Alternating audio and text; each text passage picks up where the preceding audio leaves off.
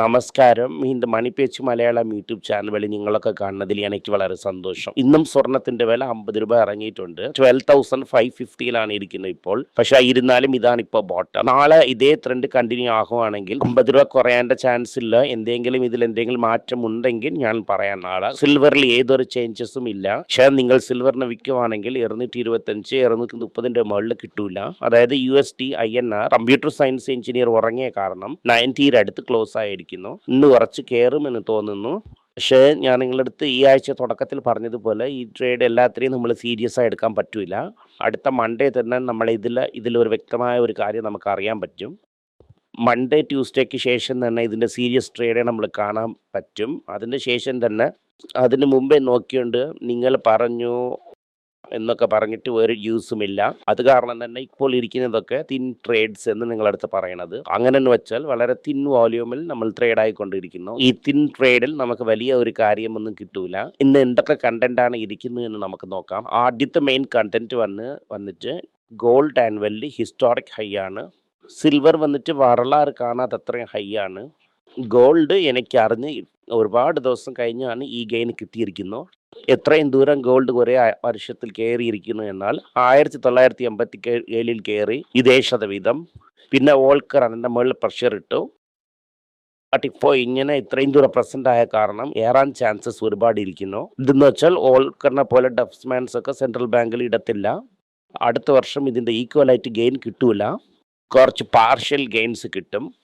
എന്ത് ഞാൻ ഇതിനെ പറയുന്നു വെച്ചാൽ US ഫെഡറൽ റിസർവ് ഓഫ് മിനിറ്റ്സിൽ വന്ന് എല്ലാ സൈഡിലും അടിതടി നടന്നുകൊണ്ടിരിക്കുന്നു.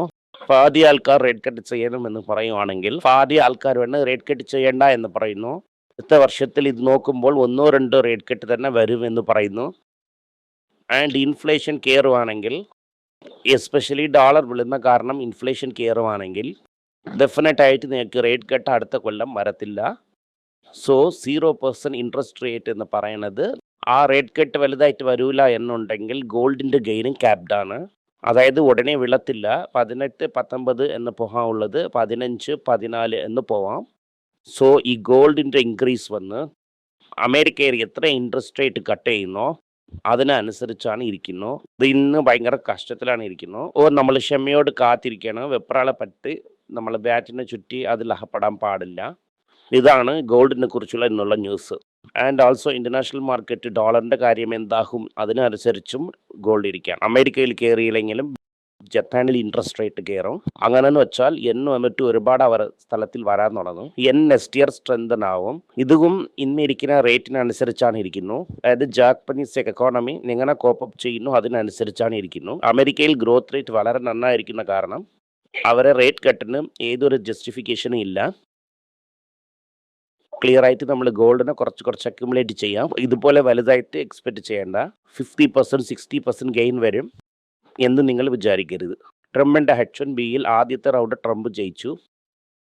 $100,000 റൂമിൽ. ഇപ്പോൾ ഇത് അപ്പീൽസ് കോർട്ടിന് പോവും. അപ്പീൽസ് കോർട്ടിൽ എന്താകും എന്ന് നോക്കാം. ലാസ്റ്റായിട്ട് സുപ്രീം കോർട്ട് വരയ്ക്കും അത് ഡെഫിനറ്റായിട്ട് പോവും. നമ്മളെ കൊണ്ട് അത് എന്താകുമെന്ന് തീർച്ചയായിട്ടും പറയാൻ പറ്റില്ല. പക്ഷേ എന്ത് പറയാൻ ഉണ്ടെന്ന് വെച്ചാൽ ആദ്യത്തെ റൗണ്ട് ഇന്ത്യൻസിന് ഫേവർ ആയിട്ടില്ല.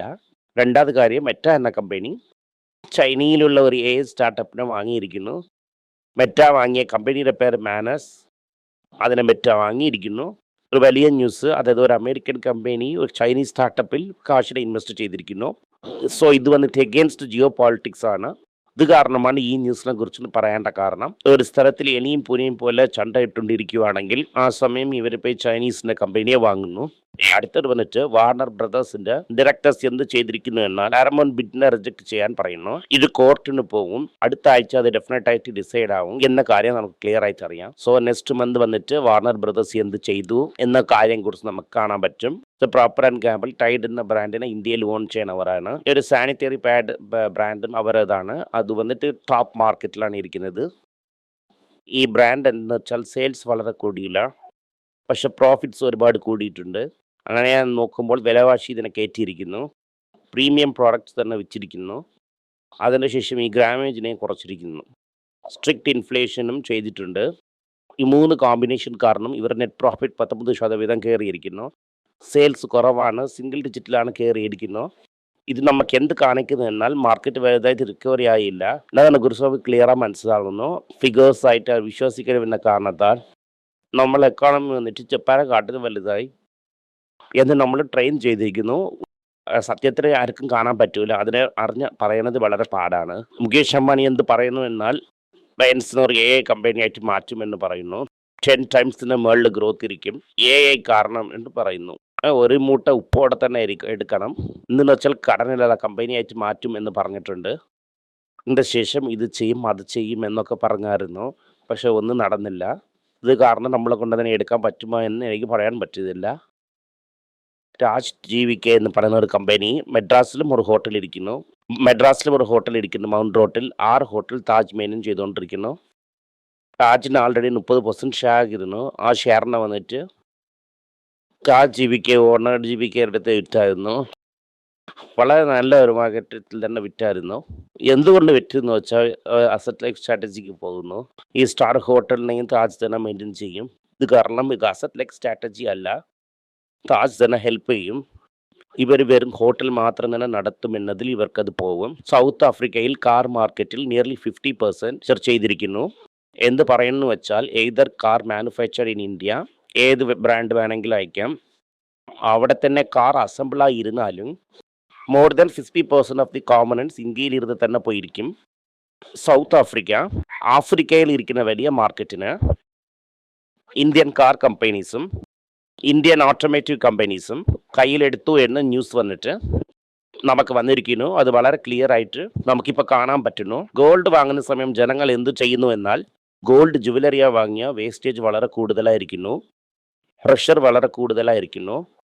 ജനങ്ങൾ സ്വർണത്തിന് ബാറായിട്ടും കോയിൻ ആയിട്ടും വാങ്ങുന്നു. എന്തെന്ന് വെച്ചാൽ മേക്കിംഗ് ആൻഡ് സ്റ്റാമ്പിങ് ചാർജ് കുറവാണ്. എങ്കിൽ ഗോൾഡ് പീസ് വാങ്ങുന്നു. ഇതിൽ വിഷമിക്കേണ്ട കാര്യം എന്തെന്ന് വെച്ചാൽ ഇത്രയും വാർണിങ്സ് സെബി കൊടുത്തതിൻ്റെ ശേഷം കൂടെ ഡിജിറ്റൽ ഗോൾഡ് വാങ്ങുന്നു. അത് വളരെ റിസ്ക് എന്നതിന് നിങ്ങൾ വ്യക്തമായിട്ട് മനസ്സിലാക്കണം. കാശ് നിങ്ങളതാണ്. കൈവിട്ട് പോയെങ്കിൽ നിങ്ങൾ ഭയങ്കരമായിട്ട് വിഷമിക്കും. എന്നിട്ട് ഇന്ത്യൻ മാർക്കറ്റിൻ്റെ സൈസ് വന്നിട്ട് 8% കയറിയിരിക്കുന്നു എന്ന് പറയുന്നു. ആക്ച്വലായിട്ട് ഇത് 8% ഒന്നും കയറിയില്ല. 15 മാസത്തിന് മുമ്പേ തന്നെ ഒരു ഹൈ പോയായിരുന്നു.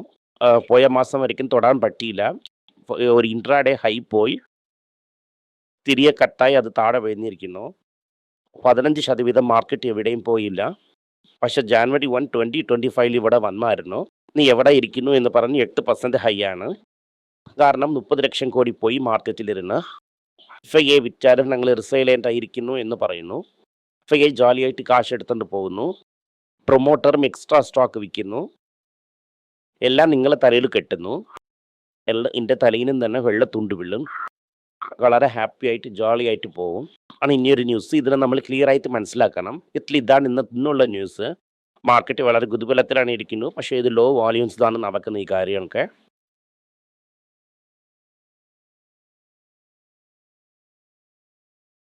ഇതിനെ തിരികെ 5-ാം തീയതിയിലിരുന്ന് സെല്ലിംഗ് പ്രഷർ വരാൻ ചാൻസ് ഇരിക്കുന്നു. കാരണം നിങ്ങൾ 1, 2 എന്ന് കൺസിഡർ ചെയ്യാം. സ്റ്റീൽ സ്റ്റോക്സ് ഒക്കെ ഭയങ്കരമായിട്ട് കയറിയിരിക്കുന്നു. ഇന്ന് 5% കയറിയിരിക്കുന്നു. നമ്മൾ വളരെ സന്തോഷിക്കും. നമ്മൾ ടാറ്റ സ്റ്റീലും കയറിയിരിക്കുന്നു. സ്റ്റീൽ സ്റ്റോക്ക് എന്തുകൊണ്ട് കയറിയിരിക്കുന്നു എന്ന് വെച്ചാൽ ഈ സ്റ്റീൽ ഇമ്പോർട്ട് ചെയ്യുന്നതിൽ ഗവൺമെൻറ് ടാക്സ് ഇട്ടിരിക്കുന്നു. ഈ മുതലാളിമാർക്കൊക്കെ ഹെൽപ്പ് ചെയ്യും. 1 to A7 പുറകെ ഇരിക്കുന്ന ലിസ്റ്റിലിരിക്കുന്ന ASW ഹെൽപ്പ് ചെയ്യും. ഇതിൽ റിയൽ പ്രോബ്ലം എന്തെന്ന് നിങ്ങൾ നോക്കുവാണെങ്കിൽ ഇതിനെ വിശ്വസിച്ച് ബിസിനസ് ചെയ്യുന്നവർക്ക് അവിടെയൊക്കെ കാസ്റ്റ് കയറും. സോ ലോക്കൽ മാനുഫാക്ചറിങ് കോസ്റ്റ്ലി ആകും. ടാറ്റ സ്റ്റീൽ എന്ന് പറയുന്ന ഒരു നല്ല കമ്പനി നമ്മൾ വളരെ ചീപ്പായി കൺസിഡർ ചെയ്തു. ഈ സ്റ്റേജിൽ അതിനെ തൊടണ്ട. ഇതാണ് ഇന്നുള്ള ന്യൂസ്. ഇത് ഇഷ്ടപ്പെടുവാണെങ്കിൽ ഞങ്ങളുടെ ചാനൽ ലൈക്ക് ചെയ്യുക, സബ്സ്ക്രൈബ് ചെയ്യുക, ബെൽ നോട്ടിഫിക്കേഷൻ ക്ലിക്ക് ചെയ്യുക. പറ്റുമെങ്കിൽ ഈ വീഡിയോനെ നിങ്ങളുടെ ഫ്രണ്ട്സിനും ഫാമിലി മെമ്പേഴ്സിനും അയച്ച് അവരെയും നോക്കാൻ പറയുക. നന്ദി, നമസ്കാരം.